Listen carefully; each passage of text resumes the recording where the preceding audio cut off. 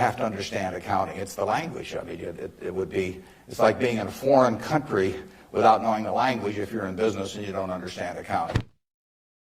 I learned here, but I learned a lot, but the most valuable was accounting, and we had a wonderful professor named Ray Dean.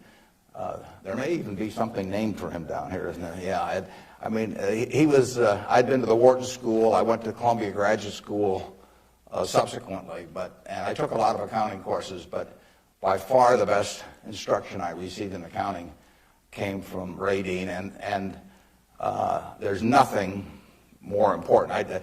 People ask me what they should take in business school,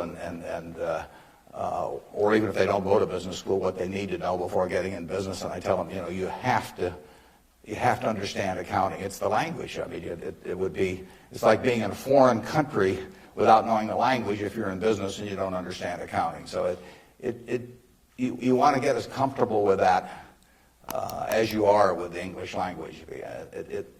It's made me a lot of money because I listened to what Ray Dean had to say 53 or 4 years ago, and have been able to understand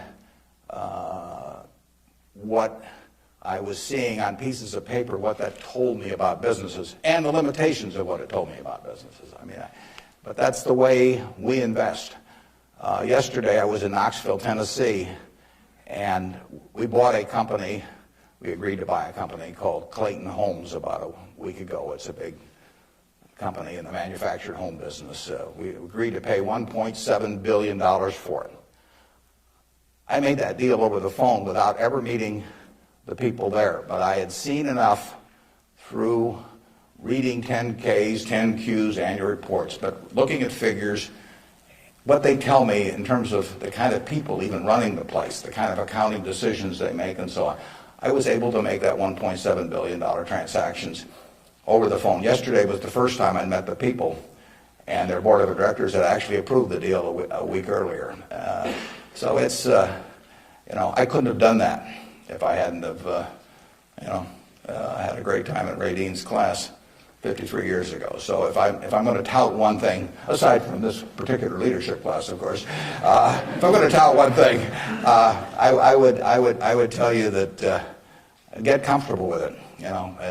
It may not happen the first week or the first month in the class, but get very comfortable with accounting. So I run into CEOs periodically who really don't understand it. They try to bluff their way through, and you can see in their faces, they're frightened almost when somebody hands them a balance sheet or an income statement. They really don't know what it means, and they have to count on somebody else. And that's something you shouldn't count on. We make all our acquisition decisions ourselves. We don't call in consultants or anybody. We don't call in investment bankers, much to their disgust. No investment banking fees in the Clayton Homes deal, because it's my responsibility running Berkshire to understand enough about our acquisition decisions to make them based on the numbers that I see and what I see there.